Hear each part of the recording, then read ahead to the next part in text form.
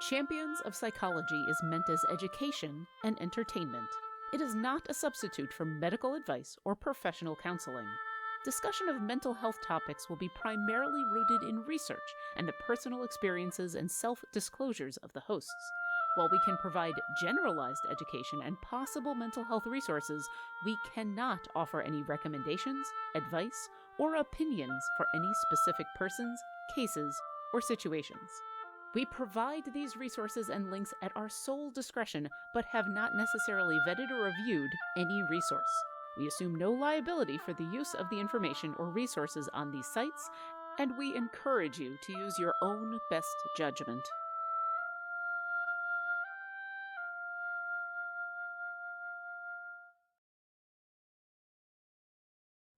Hello, and welcome to Champions Psychology, a show with the goal of openly talking about mental health and gaming presented by Codename Entertainment and TakeThis.org. Every Tuesday at 12 p.m. Pacific time here on twitch.tv/CNE Games, Mitra Jordan and Raffael Boccamazzo, aka Dr. B, talk about mental health in not these unprecedented times, because these are just precedented times now. We're just here. It's precedented. We're 6 seasons in. Come on now. Mental health did not exist before this show. It's true. We invented it. We invented mental health. Quote it. We're gonna be talking about the ways that gaming affects us. If you're here with us live in the chat, you can leave a question that I, Treavor Bettis, will ask them later in the show. And today we're gonna be talking about psychology, safety, and creativity. But before we get to that, who are you two for the fine folks who may not know? I'm Mitra Jordan. I'm a therapist working out of Victoria, BC. I'm called a registered clinical counselor. I work with individuals, couples, youth, and we often talk about safety and a sense of safety or not, sense of risk around creativity. And I'm Raffael Boccamazzo, better known as Dr. B for long Italian name reasons. I still love that I hope joke. not. I told that joke last week at the bar because I was talking about you. Oh God. I'm a clinical psychologist in Washington State, but I'm also the clinical director over at what was the very first mental health nonprofit to serve the game community. Take This, which as of yesterday we are celebrating our 10th anniversary serving the game community. I cannot believe the organization's been around for 10 years. I've been a part of it informally for over 8. I volunteered at Take This at the very first AFK room in Seattle in August, PAX West 2014, and got hired at the end of the following year to be the clinical director. And it blows my mind that my dream job just stumbled into my lap like that. I know what you mean. Yeah. I actually, to celebrate, I just spent way more money than I should have to buy the core pin set and limited edition pin set for the 2014 Penny Arcade PAX. That's such a cool way to celebrate that. Yeah, I'm gonna frame all those at the first show I volunteered for Take This at, and I also bought the Tiamat pin because also. I mean, come on, you gotta. So support your local dragon queen. Yes, she's lurking in the trees somewhere behind me. We don't worry about that. This one's lurking in the mountain somewhere.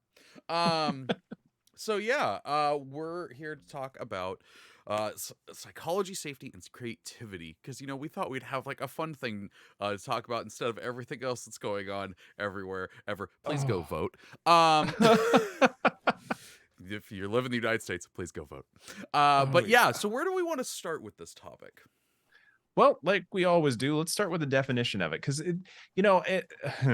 speaking of voting, the term safety has been weaponized and politicized so much in the last 10 years that the concept of safety is thrown around with so much assumed understanding that we often we're talking past each other because we don't know what it is. So let's talk about what psychological safety is and what it's not.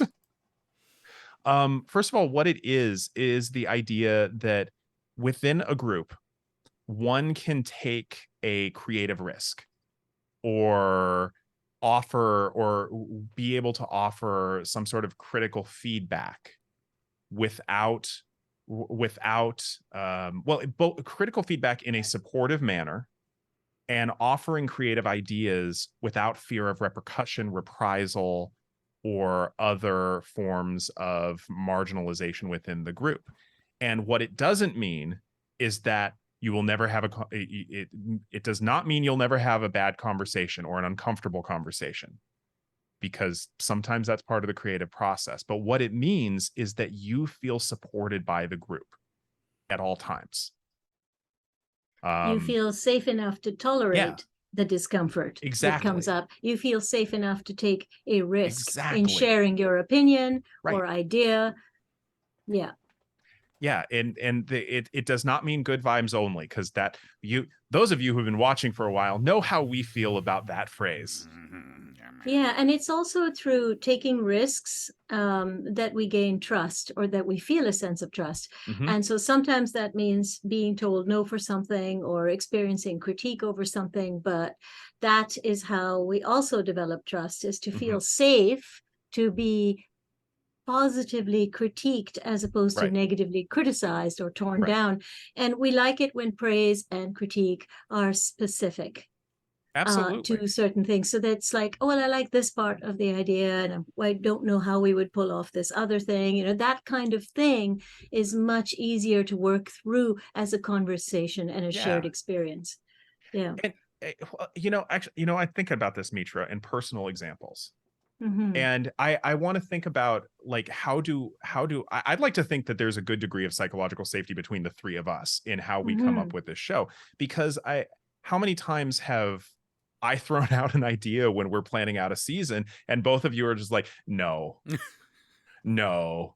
And the reaction is, okay, and moving on. And it's just that simple. I don't feel chastised. I don't feel mocked because I had an idea that maybe it's a good idea in a different context, but it doesn't fit with what we're going for. And so I can hear no and be like, okay, moving on. Yeah, because the no, and we've all heard, I think, no from each other, and we've also heard enthusiastic yeses and and maybes. It's all about holding the space for the show and for each other. So no doesn't mean I don't think you're a creative person, right? Or I obviously failed because I didn't come up with. And so I'm just gonna, I'm gonna say no by ignoring some of that. Try ignoring me. Oh, no, I don't. You're impossible to ignore, Raffael. And see, this is where I had to use his first name. Yeah, you are impossible to ignore because you make sure of that, and I love that about you. I think that's actually one of the strengths of all three of us, is we can be enjoyably obnoxious with each other, and we take it in the spirit in which it's intended, which is we're just poking fun. We're having a good time. We get to play. And this is actually something I think we all wanted to come to in terms of understanding about creativity. 100%. Getting to play, work things through, have fun. Yeah. And yeah.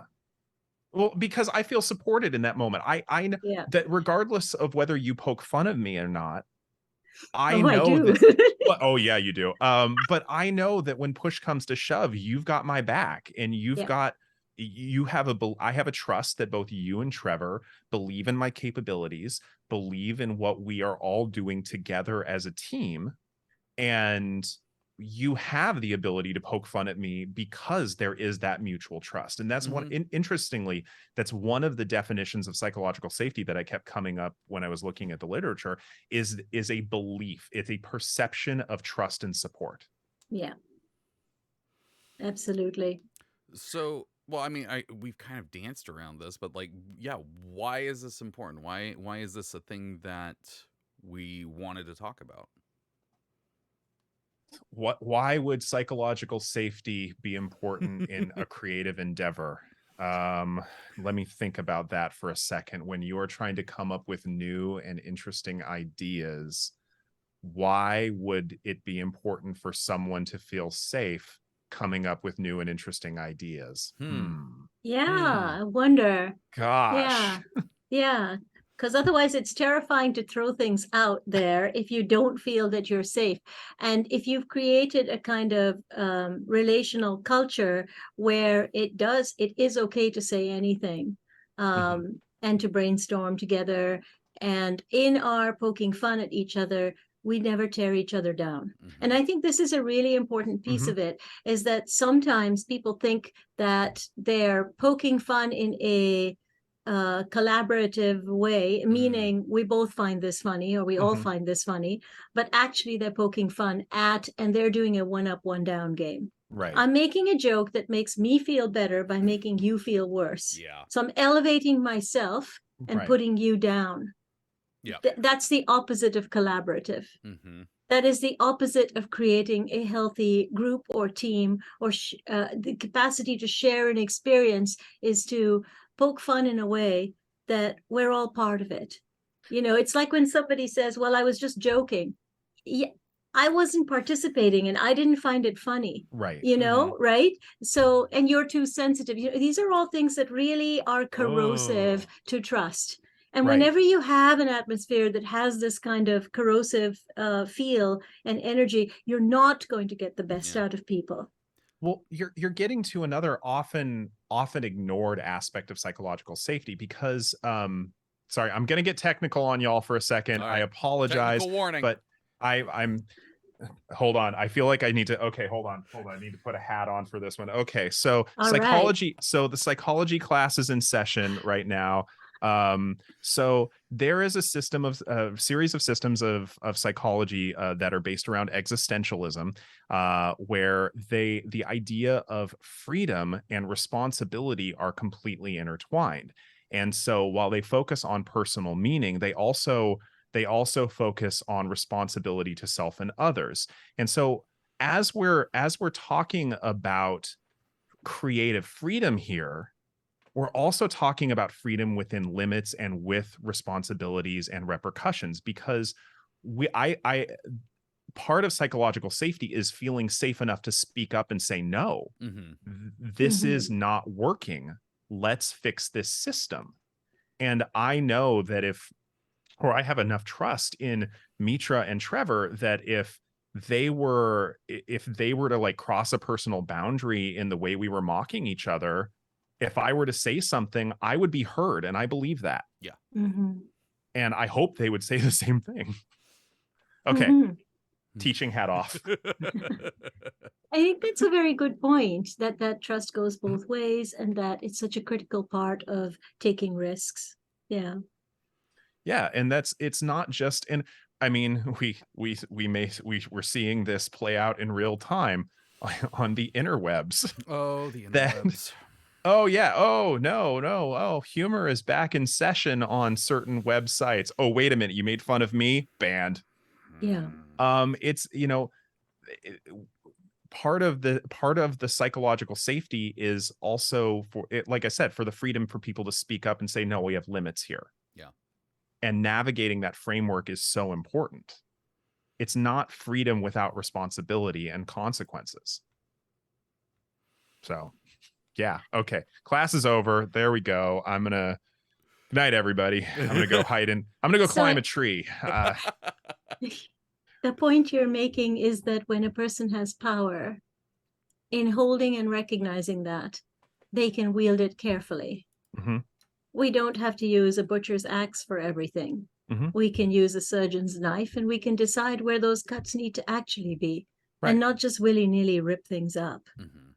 Yeah. Yeah. Well, and part of there's a tension in psychological safety. There's a tension in this freedom that we're talking about, because there's the desire to have the freedom to express ourselves, but there's also a responsibility to hold space for others. And that's part of psychological safety, is that reciprocal relationship between self and others. And I think a lot of people forget that when they say, well, it's just a joke. Yeah. Yeah, I'm just thinking about an event I attended a long time ago that was supposed to be about me and two other people. And one of the participants took up a lot of space. Like, that was just generally who that person was. And I remember them saying at one point, I'm sorry, all right? No, I take up a lot of space, please let me know kind of thing. But then there was no arena to actually let them know. I arrived at the event. They had a whole stage set up and they were singing and they were doing a bunch of stuff. And their group had already arrived and their group was already eating. And the other two of us and our groups were really trying to scramble to get food and just a little bit of space in the event. And it really spoiled the event for me because, and I don't think they intended it. Yeah. I never actually ended up calling them on it because we didn't end up staying in touch. But it was this feeling of, okay, you said a thing, but then you didn't do part two, which is actually the really important part. If you say, hey, in this relationship, you matter, please call me on something, you need to do two things. First of all, you're already aware you take up a lot of space. How about you take responsibility for that instead of putting the onus on the other person's? Why is it my job to corral you? Thing one. Thing two, if you say there's going to be space to talk about it, create that space or create a continual process of consent. Is this okay? Let me make sure I give you a chance to speak, that kind of thing. And so it's multifaceted in that sense. You can't just say, oh, hey, I want this to be a safe place for everyone to do creative work or whatever. I know I tend to be comfortable in that. And so please feel free to let me know if you're not, and I am going to check in with you as well. Then we can have a dialogue, right? I'm taking responsibility for me and I'm making sure I also create an arena for you. I've already said I'm comfortable here, but I recognize everyone isn't, right? Mm-hmm. So that's how good leadership works, to equalize an environment so that there can be creative energy brought into it. Yeah, and one of the things that we probably should mention is that this is the responsibility of everybody involved. We've talked about this. We've talked about but shoot, okay, ADHD in full effect. I legitimately had a point. I was going someplace. I had like the serious voice on too. You did. I noticed. It was so heartfelt where I was going. And then my heart felt like letting it fly away is what my heart did. So this happens to me constantly on my writing podcast, which is immediately followed up by B Dave going, write things down, buddy. Write things down. Didn't have the chance. Tell you what. Let's I was gonna transition to and we've been talking about like, some of the things that make this difficult, but like what is it that does get in the way of this, both externally and internally? Well, ADHD, obviously. Hello. Yeah, it's true. I just want to address one thing. Somebody was asking, take a lot of space, ? And I think let's quickly address that just so you know what we're talking about. So there's three of us here, yes. Right? If I did all of the talking, I would be taking up all the available space in our hour together to share and communicate. And so that would be taking up all the space. In other words, perhaps dominating the situation, not giving others a chance to speak or share their input, not giving others the chance to share their own creative ideas, that kind of thing, right? I think that's good clarification. And I have a bit of an aside there. A little bit of a story involving grad school of the level of trust we had in each other towards the end of grad school, because my doctoral program was 5 to 6 years, depending on how long you did certain things. And I, unbeknownst to myself, had a reputation for just absentmindedly asking really difficult questions to other student presenters because I was legitimately curious. I was super engaged and I was legitimately curious, and I apparently garnered a reputation. And so one of the more maternal vibed people in our cohort sat down next to me one day in a class and said, Raffael, I have been assigned to monitor your questions, because somebody is really nervous about the hard questions you ask. And if you ask a question that's too hard, I have been instructed to jab you in the ribs with my elbow. And this was news to me. That's incredible and very relatable. It was like, who at?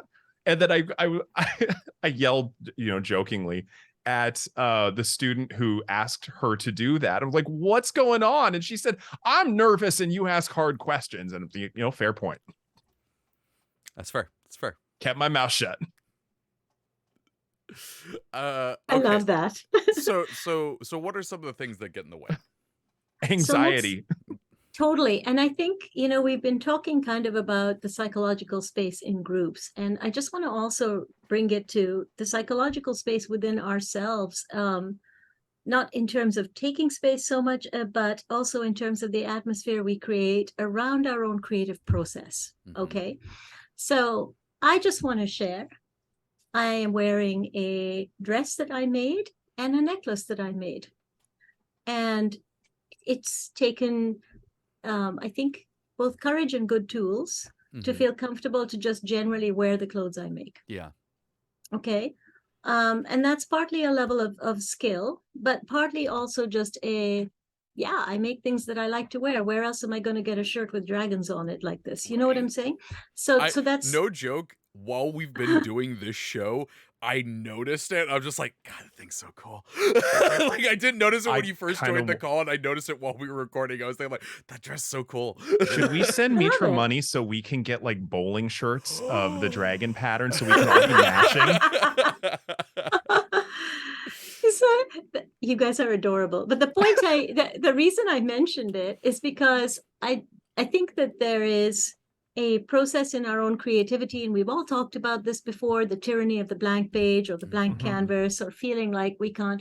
But there's a couple of things that also interfere, not just our own trust in ourselves or our capacity to do creative work, but also because our own voices around, is it good? Is it good enough? The judgment and the editing side of us, so that, if someone's writing, and I think Treavor really knows about this more than I do, is that you sometimes start a piece of work and then you're like, oh God, it's all crap. I can't look at it, or I'm just going to delete the whole thing, or you're, oh, not that word, this word. And it's like, the problem is this: you have in you a creative side, right? A right brain, creative, in the flow, whatever you want to call it. And then a logical, sequential, hard-ass editor, right? And you cannot use both of those at the same time. Yeah, no, you really can't. The internal editor is one of the worst people I know, and he's me. Like, that was, I've said it so many times on my writing podcast, that like, the thing that stopped me from writing a book was my internal editor going, no, you have to go back and fix this. No, you have to go back and fix this. You have to fix this now. You have to fix it before you continue. Because if you don't fix it now and you just continue, then you're not going to remember to do it. And so literally what I do is I open up another document. I got this advice from Writing Excuses. Mary Robinette Cole said it, and it literally helped me write my first book. I open up another doc, and in there we'll put like chapter 2, fix Chelsea's dialogue. Yeah. That's it. And then I can just keep going like I already did it. And that one bit of compromise between those two brain forms is what let me actually write a book. But yeah, the internal editor, I don't like that guy. He's a jerk. Totally. Oh, please. No, go for it. Well, there's so many aspects to the judgment that we can internalize, and the environment in which we find ourselves, and we learn, because we all know this by now if you've watched the show for like more than 2 episodes. I'm a CBT therapist, okay? And the way I conceptualize things is generally cognitively, and our thoughts can become learned patterns for really good reasons. And there can be a lot of evidence for the reasons we think the way we think, because there are I think about different game studios, and there are the vibe and the culture at different game studios is very, very different. And some have an incredible sense of homogeneity and what's called groupthink. It's super ironic that in a literally creative profession, they don't like divergent ideas. And so there's no shortage of, especially studio employees of marginalized identities, who feel tacitly and overtly shut out by this sort of behavior. And that can have horrible repercussions on their career path and their sense of self and their creative identity, because those could be killer ideas, but because we've got a bunch of dunderheads, I'm really trying to watch my language here, bunch of duty poopy heads who just like one type of idea that they absolutely won't tolerate deviance from that ideal, and they are leaving money on the table, folks. There's so many cool unexplored ideas. Mm-hmm. So yeah, that can lead to a lot of internal repercussions in terms of the way we perceive ourselves and that internal editor and our anxiety, especially if people exist in a system that literally oppresses them. Yeah. I'm bringing it down today. My God. You just are. like, yes, creativity, systemic oppression. I mean, totally. It's a thing. It's a thing that is there. It's a thing that has happened. It is absolutely worth bringing Oh, up. yeah. And it absolutely affects people's sense of creativity in every way. What can I wear? What can I do? How can I express myself? And, you know, for a long time, tattoos weren't okay, for example, in the sense that, you know, well, you know, people were like, oh, but you can't have a tattoo that shows. And you'll you know, never get hired, I was told, for any job of any professional caliber. It's so weird. Yeah. Yeah. So it's just like, why is my personal expression such an issue in terms of my work? And it is this groupthink you're talking about, or this way of like what is acceptable it can be so narrow and so constricted that if you're express yourself through how you dress, but you know, only if it's like this, you know. And we've all joked about how at times teens have struggled with that, you know, all want to look different but all wearing the same things, you know.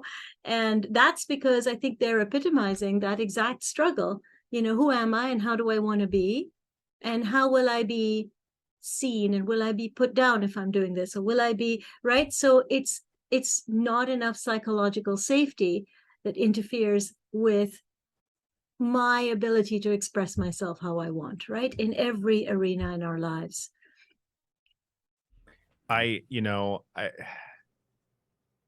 Additionally, inexperience. Let's just talk about that.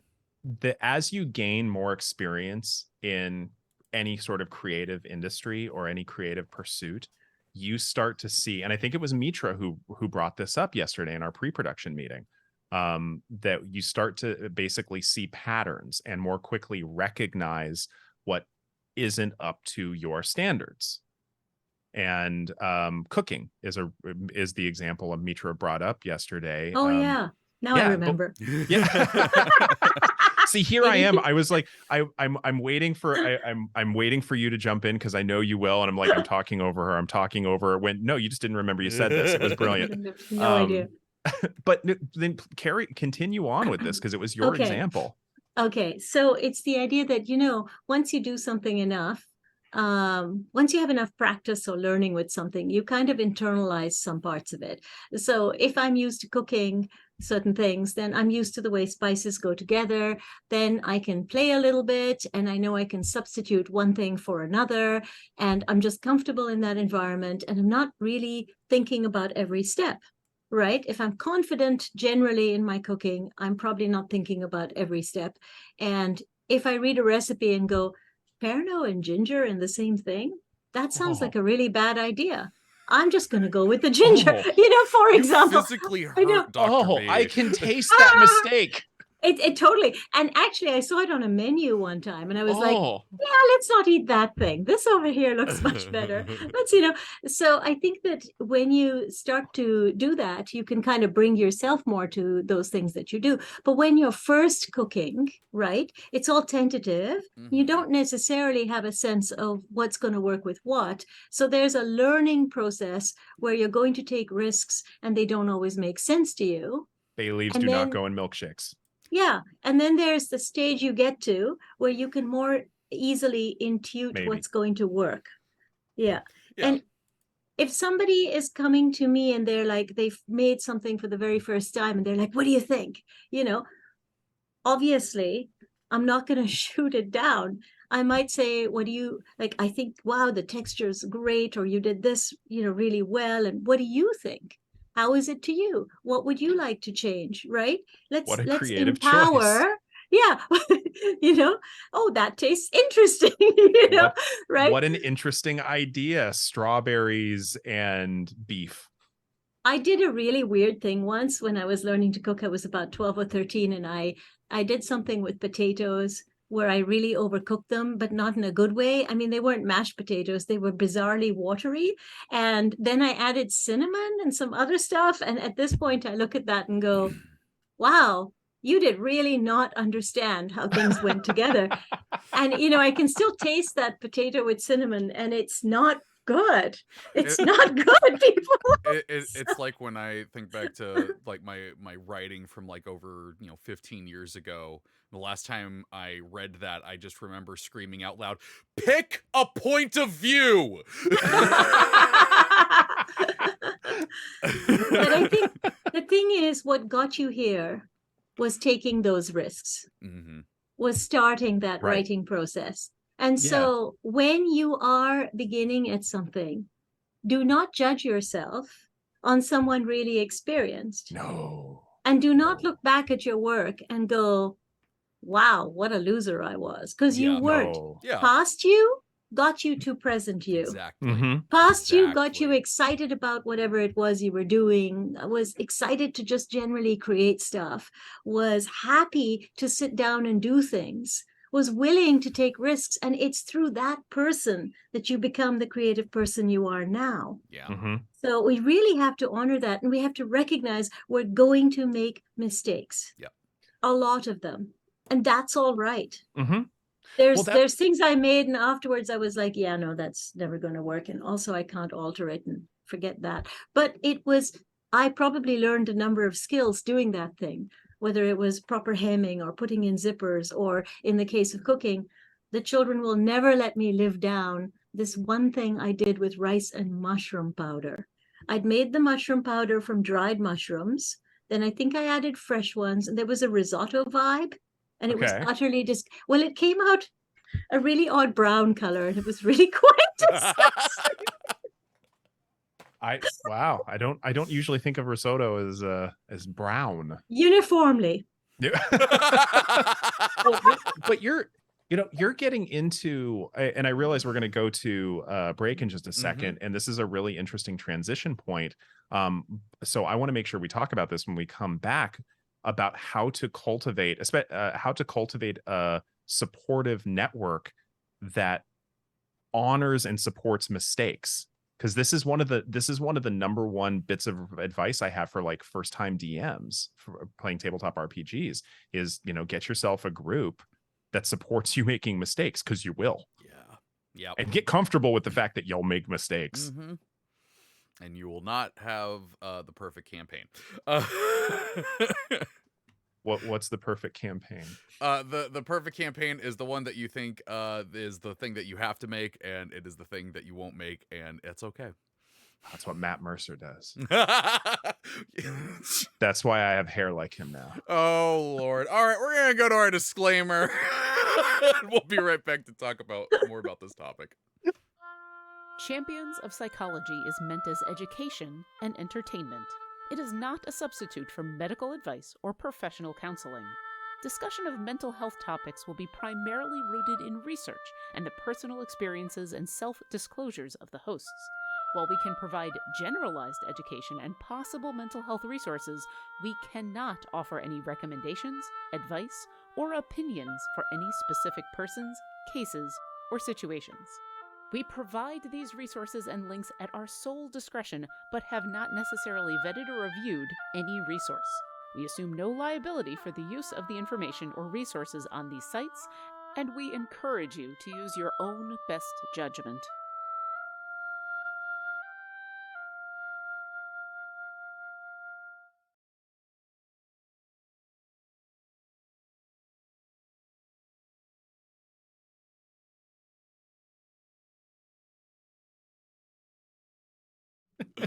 Okay, so Yeah, we're gonna talk a little bit more here about what Dr. B brought up. But before we do that, I do want to remind everybody that you can leave questions that we'll talk about here in a little bit. You can put question, colon, and then your question. And our awesome mods, Mars and Jordan, will grab them, put them in a little text doc, and we'll talk about them in a bit. But Dr. B, you were saying a thing. I was saying a lot of things. And now in order to get the hair that I have, what you need to do is argan oil is your friend. That make you feel comfortable and are going to be honest with you. No, the idea of, especially for first time GMs and DMs, it's nerve wracking because first of all, the Mercer effect is a real thing. Oh yeah. We are both blessed and cursed by an abundance of absolutely amazing storytellers, DMs, and GMs that we can see do their thing on actual plays. But a couple things that we need to bear in mind for home games. First of all, doing role-playing games for an actual play is such a different experience, and it's such a different focus than playing with your friends at your table where you can take frequent breaks. You don't have to think about performing this for an audience. You can take 5 minutes and look up a rule where if you do that during an actual play, your audience is going bye-bye. Oh yeah. And it has to keep flowing. It has to keep moving. But people end up having these unrealistic expectations of how they should be as DMs and GMs. And the advice I give is you need to discover your own style, and that comes through making mistakes. And in order to make mistakes, you have to have a group that you're comfortable learning with. Yeah. And that's an important distinction. Yeah, 100%. And, most people aren't trained actors, with years of voice or theater behind them. Why? Thank you. And most people I'm not one of those people either. I was never trained. No. He just likes to play with the microphone. And also most people are figuring it out as they go along and aren't used to years of improv practice either. But this is where you get to have fun as a group, where you can learn to trust each other and play together. And as you say, make mistakes. Because I think one thing I want to stress is creativity is messy. Yeah. Oh, yeah. Oh, you yeah. know, oh, whether God, it's in the kitchen with all the pans, whether it's that stage of whatever you're doing where there's 50 things out and you're just feeling a little overwhelmed, or you're sure you've done it wrong, whatever it is you've made or written. Creativity is messy and it's a process. Mm-hmm. And I think you made a note at one point, Dr. B, about outcome versus process. Yeah, sounds like something I do. So I think we can be outcome focused, as in, I want to make a specific thing. Maybe I've seen this thing somewhere. I want to make my own. I want to learn how to do it. Well, you're not just going to sit down and make the thing, whatever it is, because you may not even know how the thing was made. Now, of course, sometimes people will put up a let's make together, whatever, or on some platform or the other, so that you can see exactly what they did. Like this one. This one? Don't we? V and Lauren? Oh, yeah, 100%. exactly. Yeah. That's right. So people might guide as they do, which is lovely. But sometimes you'll come across a thing you just want to make. And part of the problem is people who've had years of practice make a thing look easy. Oh, God. They don't do it on purpose. It's just that they have a lot of practice, and so it looks like this shouldn't be too hard. And then you start doing it and you realize that's not the case.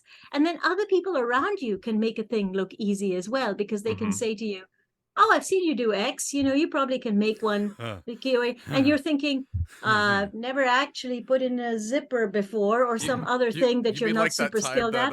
That time, like a decade ago, someone came up to me and they're like, well, can you write us like 10 scripts? And I was like, what? Yeah. Yeah, you're right. You do the writing. Yeah. And it's presented in a way where, I remember at one point I'd made some homemade cherry dipped chocolates with kind of a brandy marzipan center thing and a few other things, and I brought that to a friend's wedding shower. And she's like, oh, could you make some of these for my wedding? And the most foolish thing I did was say yes. Oh man. How many people, Mitra? I think it was 200. Oh, Mitra, you're my Yeah. favorite sitcom character. oh my my God. Wow. Well, that's that you're both bringing up something really important that not everybody considers, because whether it's inexperience or a lack of really experience, or just a lack of impulse control in our three cases, that scope and scale are important concepts to consider in what we do. Doing chocolate dipped marzipan cherries for a friend, that's a very, very different scope in your personal kitchen than doing catering level commercial quantities for 200 people at a wedding. Writing personal fanfic or whatever we decide to do is very different than writing comedic 5-minute YouTube shorts. Well, technically not shorts because they're 5 minutes. And even doing YouTube shorts of less than 60 seconds is a very different skill set than writing 5 to 10 minute videos, which is very different than writing academic journals. Just because you can write doesn't mean you can write everything. Just because you can cook doesn't mean you can cook everything. No, exactly. And I was working in professional kitchens at the time, but I hadn't made these in a professional kitchen. They were a kind of labor of love for a friend. And I think there were 15 of us at this shower. So yeah, suddenly finding myself because of my impulsivity, suddenly when I gave permission. Oh God. So I did actually get it done, but I'm just going to say that pitting all those cherries and putting marzipan in instead of a pit and making the marzipan from scratch, as well. There's things I'll never do again. And I have never made them again. Let's just be very clear. Yeah, I believe that. How many did you estimate per person at this wedding? 3, 4, 5? There were 3 different types of chocolate that I made. Oh my God. It wasn't just the cherries. And did you temper all of that chocolate yourself? I had to. Oh my God. Mitra, you're a superhero. It was a summer wedding. It's not like you could even get away without tempering anything. Oh my God. And I'm terrible at tempering chocolate. I hate it with a passion. There's a reason I didn't go into chocolate making. Yeah. Let's just be really clear. It's not my favorite thing. That's fair. But so what we're even bringing up right now, the questions that we're even talking about are the result of enough experience and mistakes to know that, like me personally, I don't do a lot of, I love to cook and I don't do a lot of baking because there's so many factors to baking that I miss. Like the consistency of the dough and so many little steps that I can miss. I like trying sometimes when I have enough time to make all the mistakes, but I just don't do it. Mm-hmm. I've made several wedding cakes, mostly for people close in my circle. No pressure. But it helps that, some of them were paid endeavors. Of course, I made wedding cakes professionally as well, so it wasn't the end of the world. Oh, but that's right. definitely a difference. Yeah, I was a pastry chef, so it was a thing. But I have to say that again, even if you're quite skilled, and I would like to think I was, there is such a difference making something in a professional kitchen versus making something at home, because at home you have one oven. In a professional kitchen, you could have up to 4. So you could make a whole batch. You have a massive mixer, right? Mm-hmm. You have all of the tools. So this is another thing to remember in terms of the things that we decide to do or try, is that if we're making them without sometimes even knowing what the tools are. Right. Yeah. We're gonna switch over to questions here in a moment. There's one last quick rant that I want to go on that just has to do with creativity and telling people about your creative thing. One of the funniest times I've ever had was when I worked in an office and I told, there was a group of people there and something came up about me being a writer. And someone was like, "Oh, you're a writer? Would I have read your work?" And I already had done but my boss jumped in before I could say anything. She's like, that's such a weird thing to ask. Like, you don't, if someone's just like, oh yeah, I play basketball, you're not like, what team are you on? And I was like, yes, exactly that. Well, Treavor, don't you know if you're not famous, you're a failure? Apparently. Don't you know, if you're not famous, you can't call yourself a writer. Right. See? I know. Oh, I know. That was one that really always got me as well. I mean, I agree. still do it on the Writing Podcast. I introduce B, Dave, and Aaron as authors and myself as a writer. Oh. Okay. They do the Treavor. same thing, but I still do it. Okay, let's jump over to questions. We're gonna start off with the Lurking Writer question, not a question, but congratulations for the 10th anniversary of Take This. I have an answer to that. Oh, you do? No, I don't.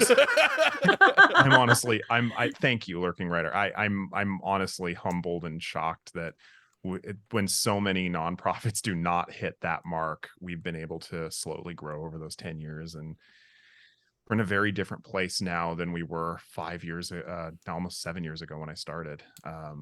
It's a very different ballgame, the way we're doing things now, and it's so cool.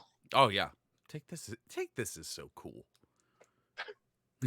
No, we're not. But that's, I mean, we're decidedly uncool. I'm going to do the same thing you just did to me about being the writer thing. You are cool. No, cool. We're decidedly uncool and stodgy about ethics and all sorts of things, which is part of the reason we're still around. But that's actually what makes you cool. That's what I was going to say. Ethics are cool, people. Ethics are cool. Ethics are cool. Ethics keep people safe. Yeah. Ethics keeps me accountable. No, fidelity That's is cool. important. I want that to be to be the show's tagline. Ethics are cool. Our tagline was "It depends." It depends. That's right. I forgot that. Oh my God, we use that a lot. Context is important, y'all. Oh yeah, no, Mental Lamia is very, very cool. I can absolutely say they are. They are so cool. 100%. Okay, we're gonna go with another Lurking Writer question. What can you do? What can one do to provide that safety net, for lack of a better term, for other people? How do you communicate that without being pushy or making it about yourself instead of the other person? Treavor, you had a great example yesterday, actually, in our pre-production meeting. When you both Mitra and I did it today. We're just like, I had a good point yesterday. No, you were talking about handing over a story of yours to a writer that we all know. Oh yeah, and they asked an incredibly valuable question that centered your experience over theirs. Yeah, and honestly, this is one of the things that like I've been trying to do with other people that I know because of this. So full disclosure, because I've talked about other places. In 2020, Aaron M. Evans, whose book is out today, Empire of Exiles, go pick it up.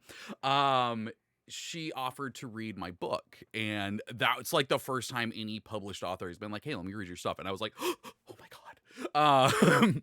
But Aaron did this really awesome thing when I sent her the book, where she was like, "Okay, what kind of critique are you looking for? What are you looking to get out of this?" And, just like, do you want me to just look at grammar? Do you want me to look at characters? Do you want me to look at plot?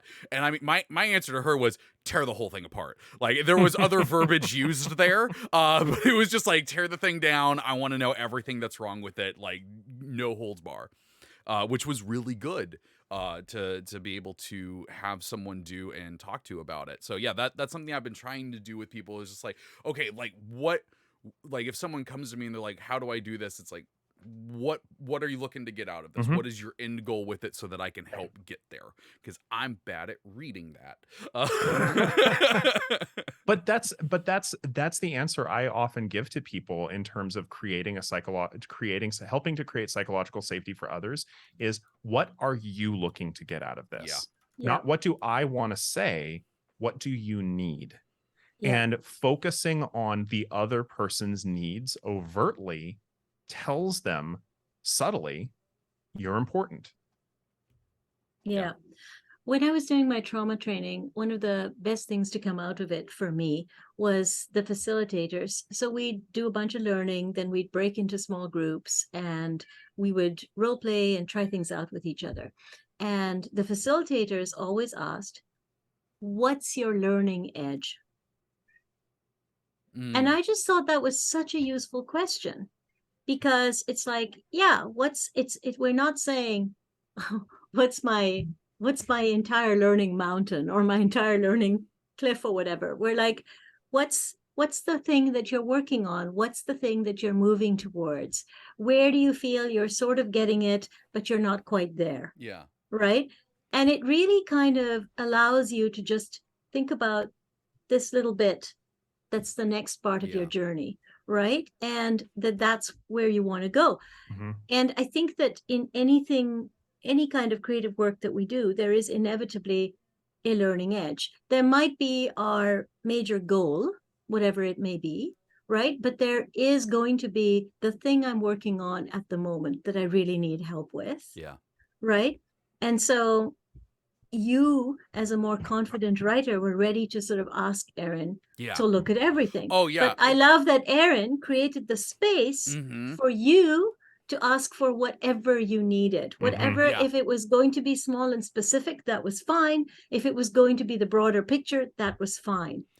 Like, really comparing it to like the first time I let anyone that wasn't my wife read something, like it was a 12-page short story, and I remember handing it out to a group of friends, and I went back into the cafe we were at, and I was shaking as I was ordering my drink because I was so nervous. And that time, I just gave it to a published author and was just like, yeah, just tear it apart. Well, I mean, you're bringing up a really important point here, that being psychologically safe and being creative requires a degree of vulnerability. And there's where that trust and responsibility, that mutual trust and responsibility comes into things. And being able to focus on what the other person needs so you can uplift them as opposed to just tearing into them. Yeah. And I think there's a really important distinction in how you do that. And it takes time. It absolutely takes time to build this up.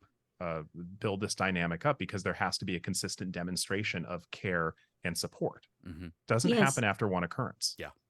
No, it's trust not just in the other person, but also in yourself. In yourself to be able to handle the critique. So, in that example you brought up with Aaron Evans was the understanding that you were ready for it. Yeah. That's what you were ready for. And so I think we need to be in connection with our own readiness as well. Yeah. Let's not stress ourselves out too much, right? Let's push ourselves a bit, but not so much that we're going to give up. There was a writer I followed at one point who was actually a knitter, and she talked about taking on projects. And she was talking about how a project had to be complex enough to keep her interest, but manageable enough that it didn't demoralize her. Oh, good call. So when we think about creative projects we want to do, we need to think about, am I up for whatever level of complexity it has in it, or will I find it demoralizing? Because when we do things that are so far beyond our where we are at actually in terms of our skill set, it is demoralizing. Oh God, I'm thinking about the time in college, in my college dorm, when I didn't have a kitchen torch, I didn't have a stand mixer.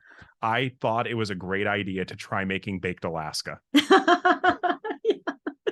Mitra knows how complex and how many steps are involved in that, where if you have the right equipment and you know what you're doing, it's just a series of small steps. But at that time, I really wasn't as skilled as a cook or even baking as I am these days, even though I suck at baking. But yeah, baked Alaska was way out of my skill set. Right. And the thing is, sometimes things are out of one's skill set enough that we don't even realize it. And this is where it's so important to actually look at, in this instance, the recipe, the steps, and the equipment. And some of the better cookbooks, for instance, will often tell you what it is you're going to need. Yep. And that's really important, because they're not telling you that these things are optional. Usually they're telling you that, listen, this is the minimum you need. They might even say, this is the minimum, but if you have a stand mixer, that's great. And if you don't, you can do it like this or whatever, right? But this applies to any creative process. Do you have the materials? Do you know what those materials are? Are you comfortable playing around with those materials and using them? You know, if, for example, you have a sewing machine, do you know that there are different presser feet for a sewing machine? And do you know how to use them? I did not know Can you that. play around with them? Do you realize that there's different weights of thread? I did Then not there are know that. specific machines that do certain things that other machines can't. And if you're expecting, they do not, they all sew differently.